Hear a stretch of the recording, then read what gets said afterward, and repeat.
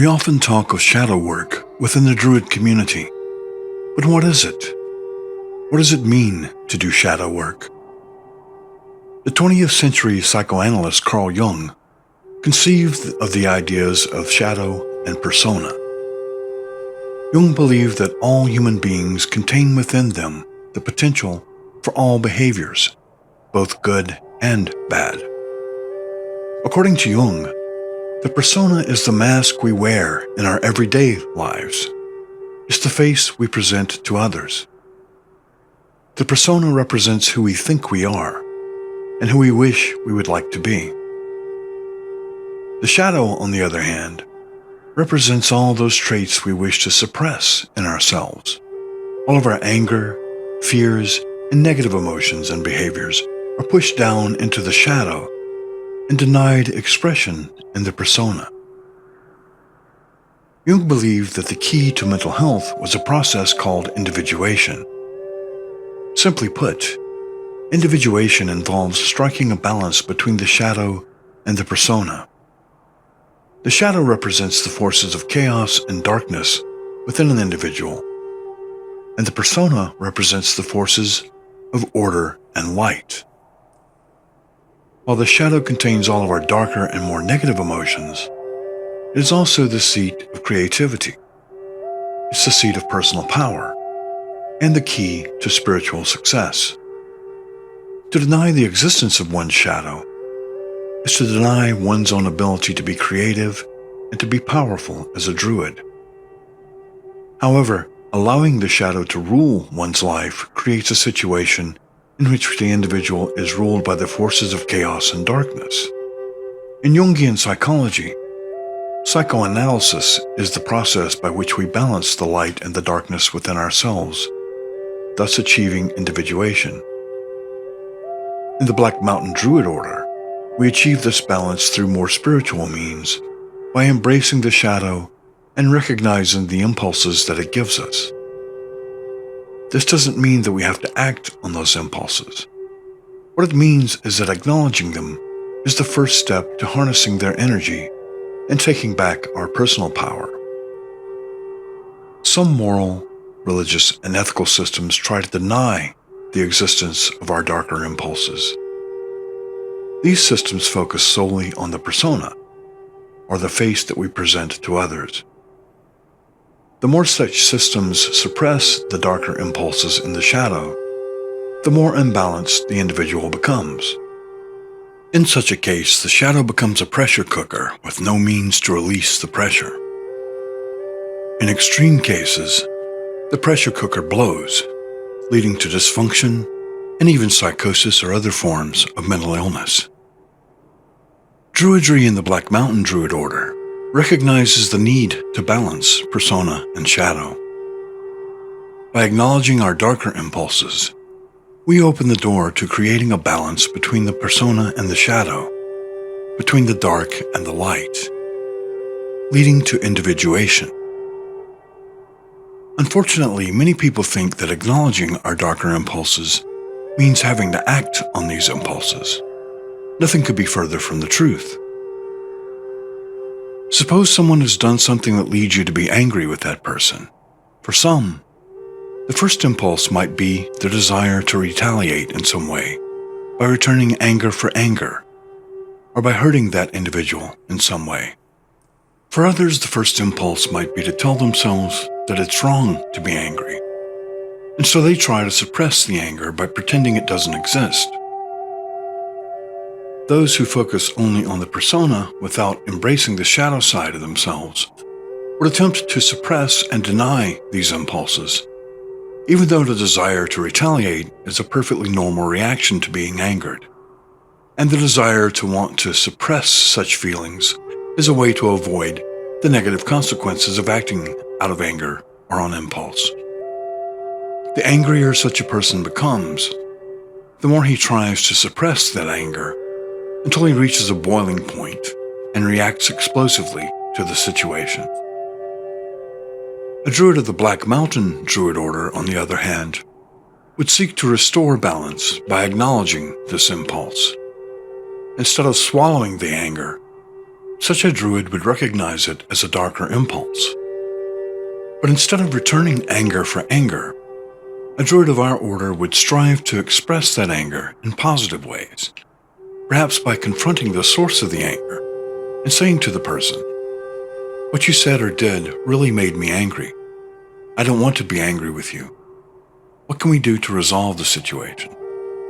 We are not separate from nature, and the seasons affect our moods and behavior as well. So if you think about that for a moment, you'll probably find this to be true for yourself as well.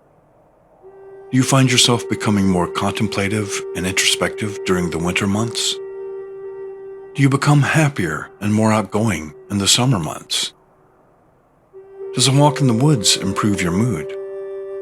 If so, you're not alone. The rites, rituals, and celebrations of Druidry follow the cycle of the seasons and allow us a tangible, symbolic representation of these inner states of being. Just as the seasons move back and forth between cycles of light and darkness, so our own moods and feelings cycle between lighter and darker times. Celebrating the wheel of the year allows us to acknowledge both our lighter and our darker impulses in a sacramental way. By acknowledging them, we restore balance to our lives and to our spiritual journey. Samhain will soon be upon us again. For Druids in our order, and for many pagans throughout the world, it's the time when the veil between the worlds of the living and the dead is the thinnest. It's a time when we begin to prepare to commune with our ancestors who have passed beyond the veil.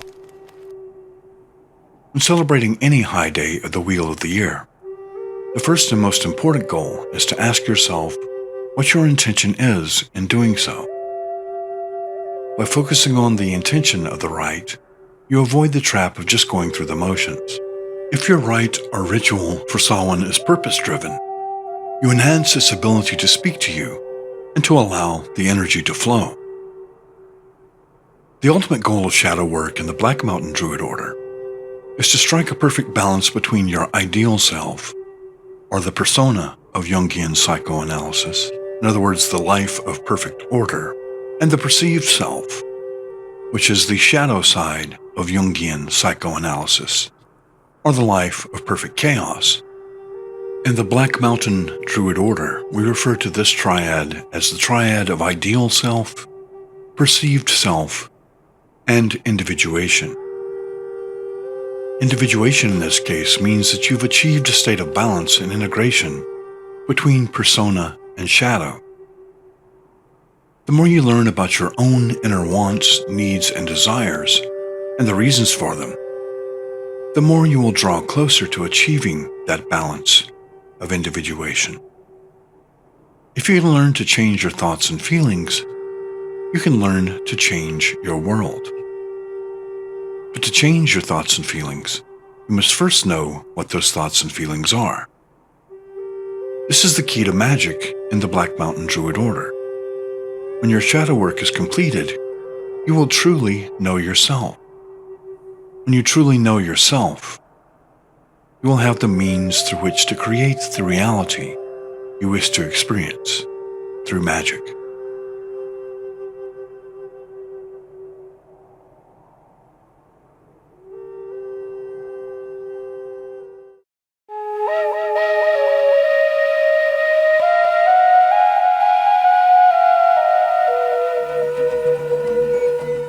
Most pagan and nature-centered paths have a heritage of storytelling around the fire. I've spent many pleasant nights in the fire circle hearing and telling tales. These stories not only entertain, but they also often impart lessons and wisdom to those who hear them. With this tradition in mind, this segment of Black Mountain Druidry, called Tales from the Fire Circle, will be about sharing stories, legends, and experiences with each other. Do you have a story you'd like to share? If so, record yourself telling your tale and send it to Black Mountain Druidry, and we'll consider airing it on the show. For further details, visit the website at blackmountaindruidorder.com. Looking forward to hearing from you.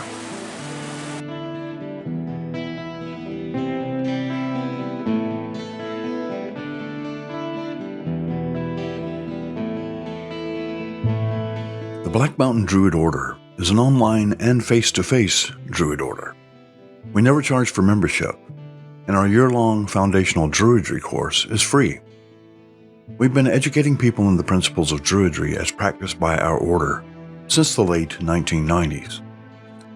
While we strive for historical accuracy as much as possible within our order, we also recognize that Druidry is a dynamic and ever-changing art. It would be impossible to reproduce exactly what our ancient ancestors practiced, and of course we wouldn't want to. Our ancestors lived in an agrarian society, and we live in a post-industrial society. Our goal as a Druid order is to create a thriving new growth with ancient roots.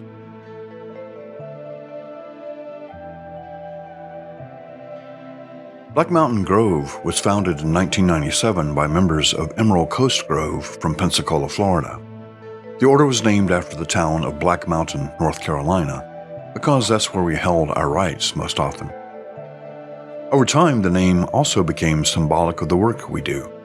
Our order does extensive shadow work, and the name Black Mountain grew to symbolize the Black Mountain of the unconscious mind, where the shadow dwells, and from which the power of creativity emerges. As interest in our teachings grew, Black Mountain Grove became an order in 2000. At that time, we began training novices and apprentices in the principles of Black Mountain Druidry so that they could foster their own groves.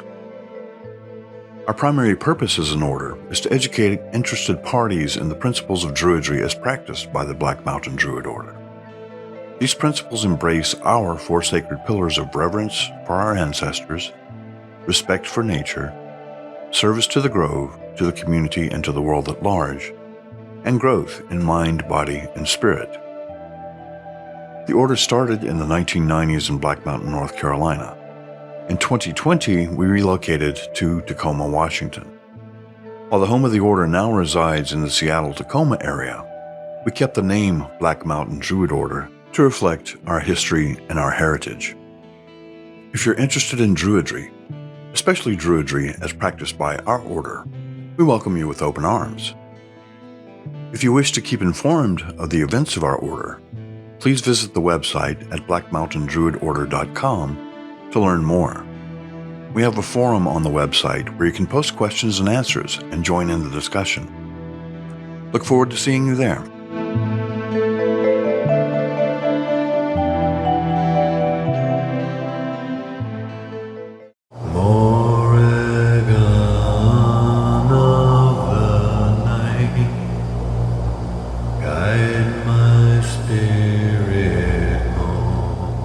Are you interested in nature-centered spirituality?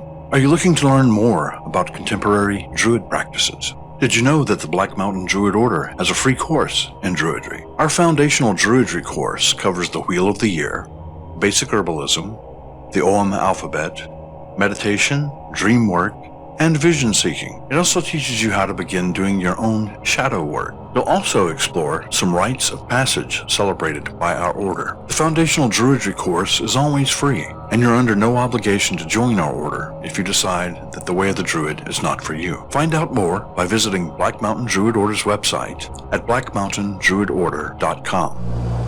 As we are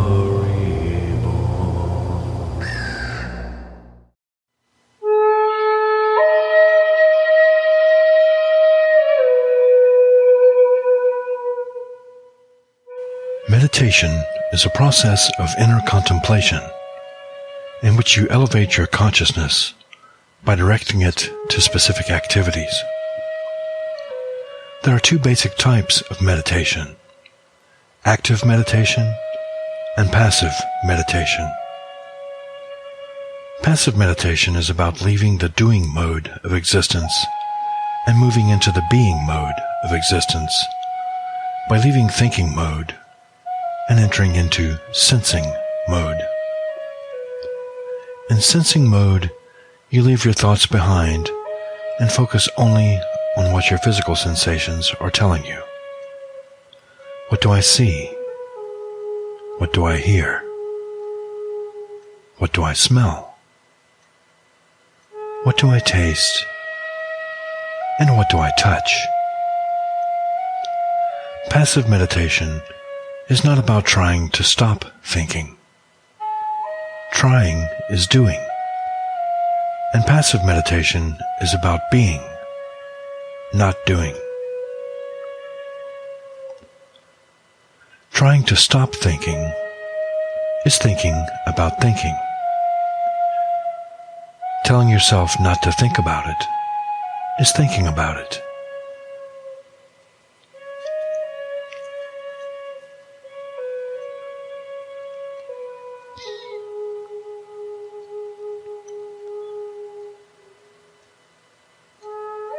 The idea of a passive meditation isn't to stop thinking altogether, but to disengage from the thoughts and feelings that can act as barriers to achieving higher states of consciousness.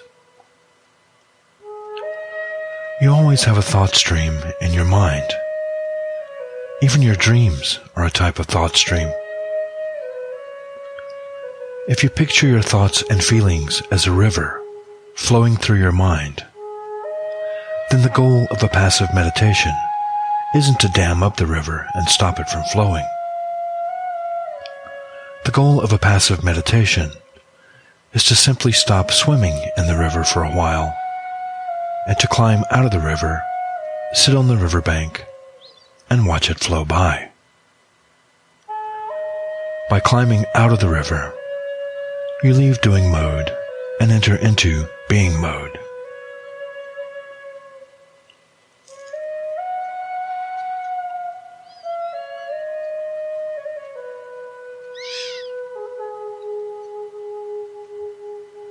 Entering being mode involves setting aside any thoughts about the past or the future, or any feelings that you have to do something.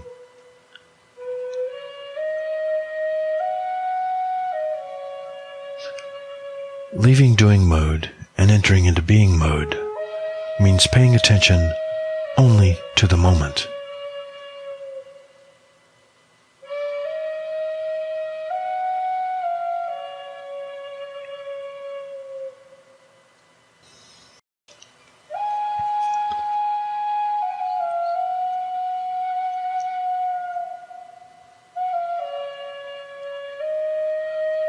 Picture ripples on the surface of a lake.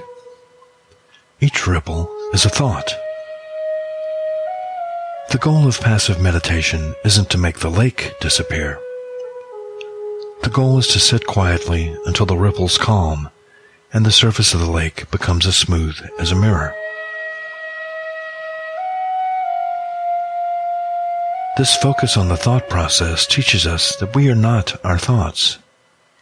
We are something else entirely. Suppose that during the meditation, you make it a goal to totally stop your thinking process. You manage to sit quietly without any conscious thoughts for several minutes, but then you gradually become aware that you have begun thinking about something.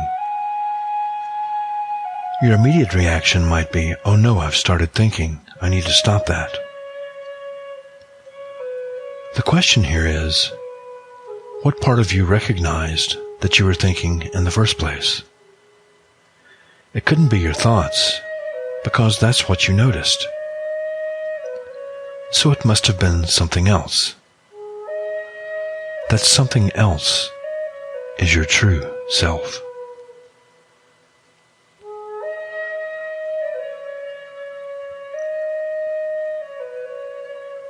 The goal of a passive meditation is to quiet the thought stream so that the true self can speak. The goal is to become a vessel that can then be filled with the quiet voice of your own divine self. Passive meditation involves simply paying attention to the moment by focusing on something neutral, such as a candle flame or your own breathing. Passive meditation has no goal other than to help you ground and center, and to relax and calm yourself. Active meditation, on the other hand, is more of a directed meditation designed to achieve a particular purpose. It's necessary to ground and center through passive meditation before beginning any active meditation, because passive meditation is a preliminary to any meditation activity. A passive meditation involves grounding and centering yourself by focusing all of your attention on a particular stimulus. This stimulus could be almost anything, but traditionally the breath itself is chosen, because while you may not always have a candle or a mandala upon which to focus your attention, you always carry your breath with you. Centering involves letting go of the cares of the day, setting all other concerns aside, and simply focusing on the present.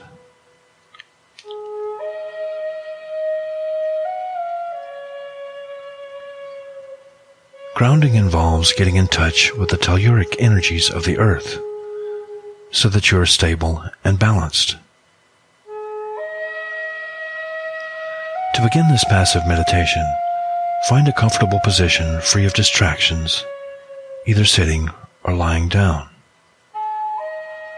If you're wearing any tight or restrictive clothing, you may wish to loosen it.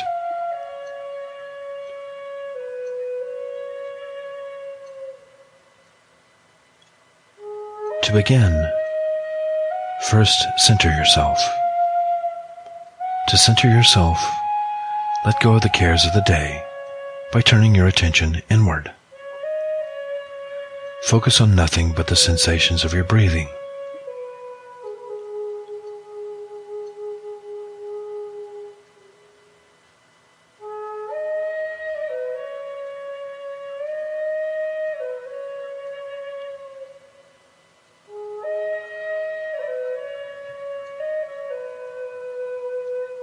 To allow yourself to just be, gradually become aware of any thoughts and feelings that you may be experiencing. In being mode, we realize that just because we're having thoughts and feelings, we do not have to do anything about them.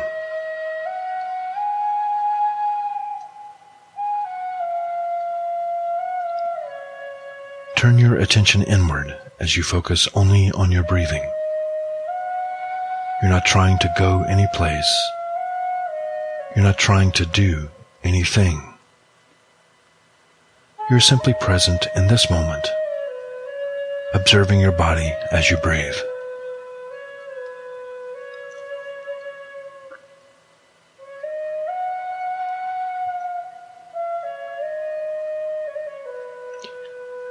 If your mind begins to wander, it's only natural. It's what minds do. Be aware that if your mind wanders, you don't have to follow it. You may simply wait for it to return to you by continuing to focus only on your breathing.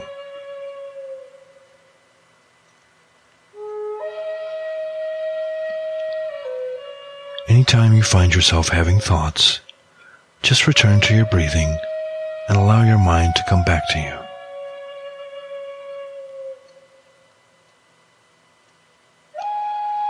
As you continue to breathe, remember that there's no past, there's no future. There's only this present moment. Allow yourself to be in this moment, here and now.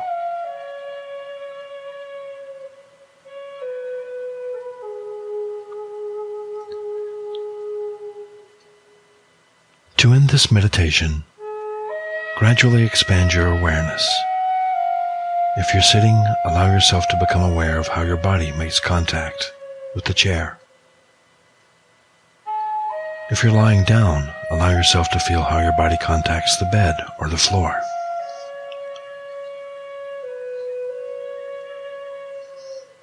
Allow your consciousness to continue to expand. When you feel you're ready, slowly open your eyes and return to yourself.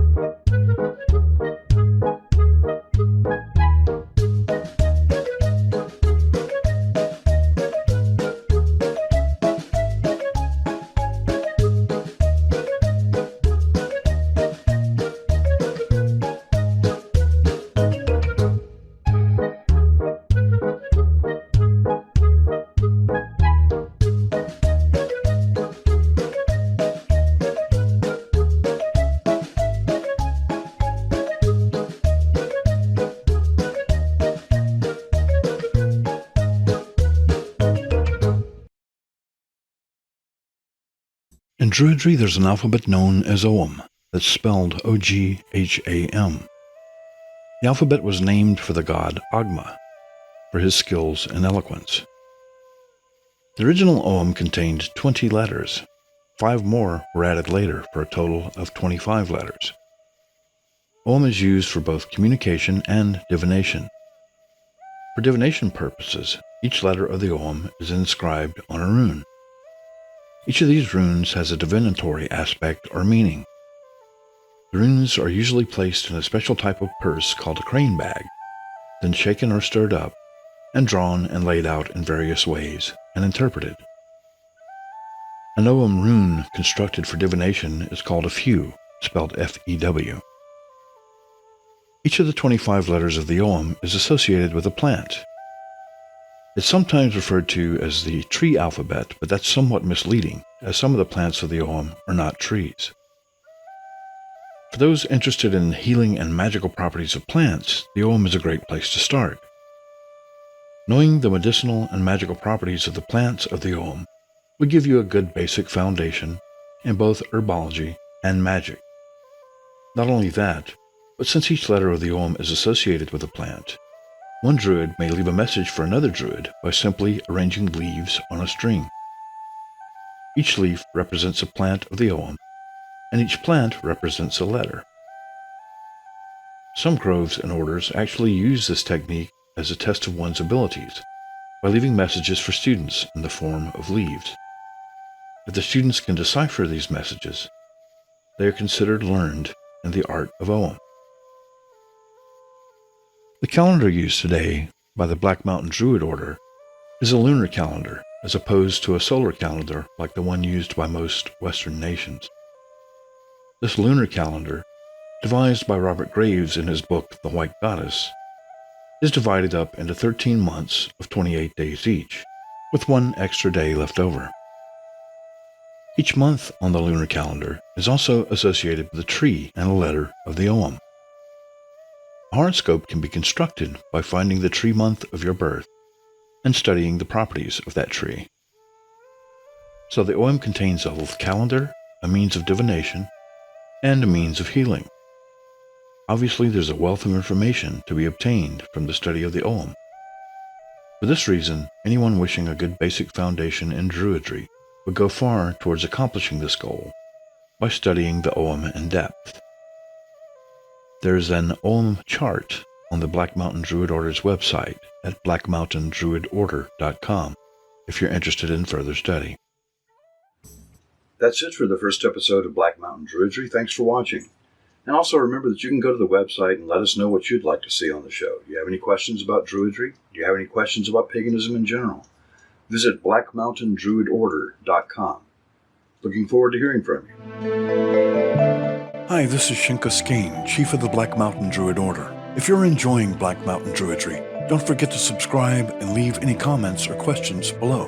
You can learn more about the Black Mountain Druid Order or become a member by visiting the website at blackmountaindruidorder.com. Thanks for watching, and as always, blessings of the ancestors on you and yours.